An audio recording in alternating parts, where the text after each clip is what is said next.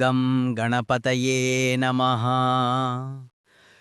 వ్యాసాయ విష్ణురూపాయ వ్యాసరూపాయ విష్ణవే నమో వై బ్రహ్మనిధయే వాసిష్ఠాయ నమో నమః.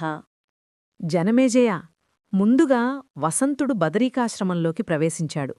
ఒక్కసారిగా పచ్చదనం వెల్లివిరిసింది. కొమ్మ కొమ్మ రెమ్మ రెమ్మ చిగురించింది, పుష్పించింది. తుమ్మెదలు గుంపులు గుంపులుగా ఆడుతూ పాడుతూ ఎగురుతున్నాయి. తరువు తరువునా చిగురుగుబురులు కోకిలలై యుగళగీతికలు ఆలపిస్తున్నాయి. పుష్పించిన లతలు అందుబాటులో ఉన్న తరువులను పెనవేసుకుంటున్నాయి. ఆశ్రమంలో ప్రతి జీవి వయస్సుతో నిమిత్తం లేకుండా రాగరంజితమయ్యింది. తన సహచరిని కౌగిలించుకుంది. అది ఏదో తెలియని మత్తు ఆవరించి క్రీడాసక్తమయ్యింది. పరిమళవాయు వీచికలు దక్షిణదిశ నుంచి వీతెంచి తనువులను పులకింపజేశాయి. మునీశ్వరులకు సైతం ఇంద్రియాలు అదుపుతప్పి ఉద్రేకాలు ఉరకలు వేశాయి. రతిమన్మధులు రంగప్రవేశం చేశారు. 5 బాణాలను ఒకేసారి ఎక్కుపెట్టి గురిచూసి కొడుతూ విచ్చలవిడిగా ఆశ్రమమంతటా కలయదిరిగారు. అంతలోకి రంభ తిలోత్తమాద్యప్పరసలు వచ్చారు. బృందాలు బృందాలుగా చెట్ల నీడల్లో కూర్చొని స్వరతాన సమన్వితంగా మధురగీతాలను ఆలపించారు. వీరి గీతాలు, కోకిలల కలకూజితాలు, తుమ్మెదల ఝంకారాలు బదరీకాశ్రమమంతా మారుమ్రోగింది. నరనారాయణులకు ధ్యాననిష్ట చెదిరింది. చూపులను క్రమంగా బయటకు మళ్లించారు. ఎటు చూసినా వసంతశోభ. అకాలంలో ఏమిటి ఈ వింత? ప్రాణికోటి అంతా మన్మథవివశమై కనపడుతోంది. ఋతుధర్మంలో క్రమంలో ఈ విపర్యాసం ఎలా వచ్చింది అని నరుడు నారాయణుడిని అడిగాడు. ఆశ్చర్యంతో విప్పారిన కన్నులతో ప్రకృతిని తిలకిస్తున్న నారాయణుడు బదులు పలికాడు. సోదరా, చెట్లు చూశావా? నిలువునా పుప్పించాయి. కోకిల ఆలాపాలను, భ్రమరనాదాలను వినిపిస్తున్నాయి. శిశిరమనే భీతమాతంగాన్ని, భయపడిన ఏనుగుని మోదుగు పువ్వుల వాడిగోళ్లతో చీల్చి చెండాడి వసంతకేసరి ఆశ్రమంలోకి ప్రవేశించింది. బ్రహ్మన్, మన బదరీకాశ్రమంలోకి వసంతలక్ష్మి వచ్చిందయ్యా. అరుణాశోకహస్త, కింసుక పాద, నీలాశోక కచ, వికసిత కమలానన, నీలేందీవర నేత్ర, బిల్వ ఫలస్తని, కుందరదన, మంజరీ కర్ణ, బంధుజీవాధర, సింధువార నఖ, పుంస్కోకిల స్వర, కదంబవసన, బర్హిబర్ఘ కళాప, సారసస్వన నూపుర, వాసంతీ బద్ధరసన, మత్తమరాళగమన, పుత్రజీవాంసుకన్యస్త రోమరాజి విరాజిత. తమ్ముడు, అకాలంలో వచ్చింది ఈ వసంతలక్ష్మి. అంటే మన తపస్సుని భంగం చెయ్యడం కోసమే అని మనం గ్రహించాలి. అప్పరసల గానం వినపడుతోంది కదా, మన ధ్యానాన్ని నాశనం చేసింది. ఇదంతా దేవేంద్రుడి పన్నాగం. లేకపోతే ఏమిటీ ప్రకృతి వైపరీత్యం? మన తపస్సుకి భయపడి ఇంద్రుడు ఈ పని చేసి ఉంటాడు, సందేహం లేదు. సుగంధ పరిమళాలను వెదజల్లుతూ, సుఖస్పర్శంగా వీతెంచుతూ మలయానిలుడు తనువులను పులకింపచేస్తున్నాడు. గమనించావా? ఇంకా సందేహమా? ఇది నిశ్చయంగా శతక్రతుడి దుశ్చర్యయేన. నారాయణుడిలా పలుకుతుండగానే బండారం బయటపడిందని గ్రహించిన మన్మధుడు ససైన్యంగా కండ్లకు కనిపించాడు.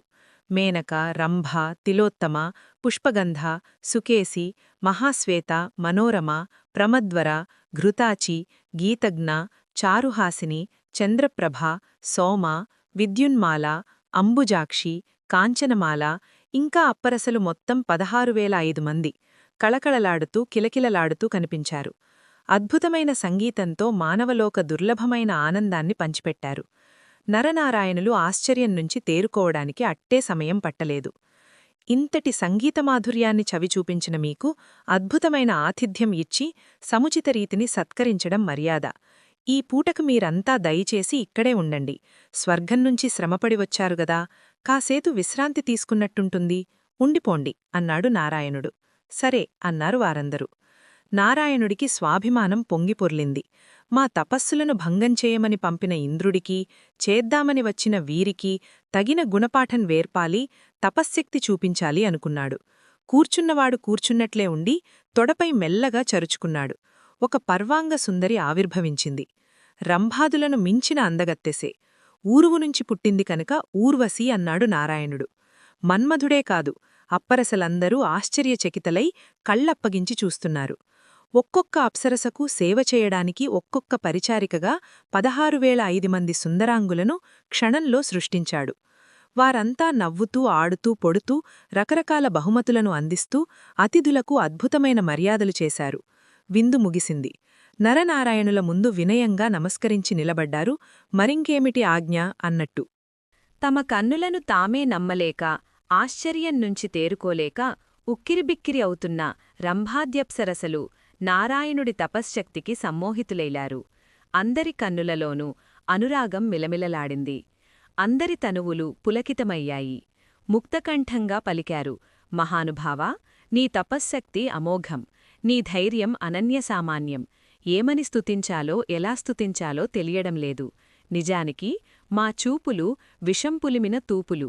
ఇవి సోకి ఇలా నీలా ధైర్యంగా నిలబడినవాడు ఈ సృష్టిలో ఇంతవరకు ఎక్కడా ఎవ్వరూ తారసపడలేదు. మీ ఇద్దరి మనస్సులను మాత్రం కదిలించలేకపోయాం. మీరు దేవాంశ సంభూతులు, అంతర్బహిరింద్రియ నిగ్రహానికి నిధులు. దేవేంద్రుడి ఆజ్ఞను కాదనలేక మీ తపస్సులను భగ్నం చెయ్యడానికి ఇటువచ్చాం. ఇది మా తప్పే, కాని మా సౌందర్య గర్వం పటాపంచలయ్యింది. నీకు ఓడిపోయాం. అయితే అదే అదృష్టమై మాకు మీ దివ్యదర్శనం లభించింది. మీకు అపకారం తలపెట్టిన మమ్మల్ని క్షమించి మీరు సత్కరించారు. ఇది కేవలం మీ ఔదార్యం. నిజమే, మీ వంటి మహానుభావులు చిన్న చిన్న అపరాధాలకు అలిగి శాపాలు ఇచ్చి తపశ్శక్తిని వృధాగా వ్యయపరచుకోరు. అప్సరసలు వినయవినమిత గాత్రలై నమస్కరించి నిలబడి ఇలా పలుకుతూంటే నరనారాయణలు చాలా సంతోషించారు. కామక్రోధాలను జయించిన ధర్మాత్ములు కనుక ప్రసన్నవదనులయ్యారు. సుందరాంగులారా, మీ వినయానికి మేము సంతృప్తి చెందాం. మీకేమి వరం కావాలో కోరుకోండి, అనుగ్రహిస్తాం. ఇదిగో ఈ ఊర్వశిని మీతోపాటు స్వర్గానికి తీసుకువెళ్ళండి. మా కానుకగా మీ దేవేంద్రుడికి సమర్పించండి. మీకు, మీ నాయకునికి శుభమగుగాక. మీరింక బయల్దేరవచ్చు. ఇటుపైని ఇంకెప్పుడూ ఎవ్వరికీ తపోభంగం చెయ్యకండి. నకస్యాపి తపోవిఘ్నం ప్రకర్తవ్యమితః పరం. వెళ్ళిరండి. నరనారాయణుల పలుకులు రంభాద్యప్సరసలకు ములుకుల్లా సోకాయి. వారిని విడిచిపెట్టి వెళ్లడానికి మనస్సాప్పలేదు. నారాయణ మహర్షి, ఎక్కడికి వెడతాం? నీ పాదపద్మాలు ఆశ్రయించాం. ఇక్కడే నీకు సేవలు చేసుకుంటూ ఇలా ఉండిపోతాం. కోరినవరం ఇస్తానన్నావు కదా, ఇదే మేము కోరుకునేవరం. అనుగ్రహించు. మాకందరికీ నువ్వే భర్తవు, స్వీకరించు. మా ఆతిథ్యం కోసం నువ్వు సృష్టించిన 16,050 మంది వరాంగనలతో కలిసి ఈ ఊర్వశి స్వర్గలోకానికి వెడుతుంది. మా బదులుగా అక్కడ ఇంద్రుడికి సేవలు చేస్తుంది. లెక్క సరిపోతుంది. మేమిక్కడ నీ సేవలు చేసి తరిస్తాం. మాట తప్పకు. మాకు ఆశాభంగం కలిగించకు. అది స్త్రీలను మరీ హింసిస్తుంది. కామార్తులై వచ్చిన వారిని తిరస్కరించి హింసించడం నీ వంటి ధర్మజ్ఞులు చెయ్యవలసిన పనికాదు. భాగ్యవశం వల్ల స్వర్గం నుంచి ఇక్కడికి వచ్చాం. మమ్మల్ని విడిచిపెట్టడం నీకు భావ్యం కాదు. నువ్వు సమర్థుడివి, తపశ్శక్తి సంపన్నుడివి. దయచేసి మా అభ్యర్థన అంగీకరించి స్వీకరించు. సుందరాంగులారా, 1000 ఏళ్లకు పైగా తపస్సు చేస్తున్నాను. జితేంద్రియుడనయ్యాను. ఇప్పుడు నాకు నేనే తపోభంగం చేసుకోనా? ధర్మవినాశకాలైన తుచ్ఛసుఖాలమీద, కామోపభోగాలమీద నాకిచ్చలేదు. బుద్ధిమంతుడవ్వడు, పశుధర్మాన్ని కోరుకోడు. నారాయణ మహర్షి, శబ్ద, స్పర్శ, రూప, రస, గంధ 5 స్పర్శసుఖమే ఉత్తమోత్తమమైనదని పెద్దలు చెబుతున్నారు. అది ఆనందరసమూలం. అంతకుమించిన సుఖం మరొకటి లేదు. కాబట్టి మాకదే ప్రసాదించు. వరమిస్తానన్నావు కదా, మాట నిలబెట్టుకో. మాతో కలిసి నిర్భర సుఖాలను అనుభవిస్తూ ఈ గంధమాదన పర్వతం మీద స్వేచ్ఛగా విహరించు. ఒకవేళ తపస్సుతో స్వర్గలోకాన్ని పొందుదామనుకుంటున్నావేమో, అది ఈ గంధమాదనం కన్నా అందమైనది, అధిక సుఖదాయకమైనది కానేకాదు. అందరం కలిసి ఇక్కడే క్రీడిద్దాం. అప్సరసులు వేసిన ఈ మెలికకు నారాయణుడు ఉక్కిరిబిక్కిరి అయ్యాడు. ఏమిటి చెయ్యడమా అని ఆలోచనలో పడ్డాడు. వీరిని అంగీకరిస్తే తపస్సంతా గంగపాలవుతుంది. సాటి మునిబృందంలో అపహాస్యం ఎదురవుతుంది. ఇంద్రుడికి, వీళ్లకి బుద్ధి చెప్దామని అహంకరించి వరం కోరుకోమని ఇలా కష్టాల్లో ఇరుక్కున్నాను. ధర్మవినాశనానికి అహంకారమే మొదటి కారణం. సంసార వృక్షానికి అదే మూలం. పెదవి కదపకుండా అలా మౌనంగా ఉండిపోయినా బాగుండేది. పాడి ఆడి అలసిపోయి వీళ్ల దారిన వీళ్లు వెళ్ళిపోయుండేవారు. బోలెడు తపస్సు వేయపరిచి వరాంగణలను సృష్టించాను. ఊర్వశిని సృష్టించాను. విందు జరిపించాను. ఇప్పుడిదిగో ఇలా ఇరుక్కున్నాను. వీళ్లంతా కామార్తలై నన్ను పెళ్లాడమంటున్నారు. హతవిధి! సాలెపురుగులా నావలలో నేనే చిక్కుకున్నాను. ఎలాగోలా వీరిని వదిలించుకోవాలి. తిరస్కరిస్తే అలిగి శపిస్తారు. పైగా మాట తప్పినవాడనవుతాను. పోని క్రోధం వహిద్దామా అంటే అది కామం కంటే ప్రమాదకరం, లోభం కంటే దారుణం. క్రోధం వల్ల హింస జరుగుతుంది. అది సర్వప్రాణికోటిని దుఃఖపెడుతుంది. క్రుద్ధుడవ్వడమంటే నరకారామంలో దిగుడుబావి తవ్వుకోవడం. కొమ్మల రాపిడితో పుట్టిన అగ్ని ముందుగా ఆ కొమ్మలను, ఆ చెట్టును దహించివేసినట్టుగా క్రోధం మున్ముందుగా క్రుద్ధుడ్నే నాశనం చేస్తుంది. ఈ చిక్కునుంచి ఎలా బయటపడాలో తెలియక దీనుడై లోలోపల మల్లగుల్లాలు పడుతున్న అన్నగారి మానసిక పరిస్థితిని గ్రహించాడు నరుడు. మెల్లగా ఆలోచనలో పాలు పంచుకున్నాడు. అగ్రజ, నారాయణ, శాంతస్వభావివై ఆలోచించు. అహంకారం విడిచిపెట్టు. పూర్వం ఒకప్పుడు అహంకారం కారణంగానే మనం చాలా తపస్సును నష్టపోయాం. ప్రహ్లాదుడితో ఘోర సంగ్రామం జరిగింది కూడా. ఒకసారి గుర్తు తెచ్చుకో. అప్పుడు ఎంతగా దుఃఖించామో ఇంత తొందరగా మరిచిపోతే ఎలా? అందుచేత క్రోధంజోలికి పోకండి. శాంతచిత్తులవై వీరికి సమాధానం చెప్పు. తపస్సులన్నింటికీ శాంతస్వభావమే మూలమని మునీశ్వరులు అందరూ చెబుతున్నమాట. శాంతత్వం తపసో మూలం మునిపరికీర్తికం. జనమేజయ, నరుడు ఇలా ఉపదేశించేసరికి నారాయణుడు తేరుకున్నాడు. క్రోధంజోలికి పోకూడదు అంటే పోకూడదు అని నిశ్చయించుకున్నాడు. ఇక్కడ వ్యాసుడి ప్రసంగ ప్రవాహానికి జనమేజయుడు మళ్లీ అడ్డుకట్ట వేశాడు. ప్రహ్లాదుడితో వీరికి యుద్ధం జరిగిందా? ఎప్పుడు జరిగింది? ఎందుకు జరిగింది? ముందుగా ఆ కథ చెప్పు. చాలా కుతూహలంగా ఉంది. నరనారాయణులు మహాతపస్వులు, శాంతచిత్తులు.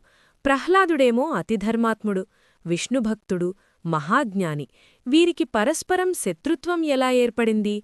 క్రోధమే వైరకారణమైతే ఇక జపాలేమిటి, తపాలేమిటి?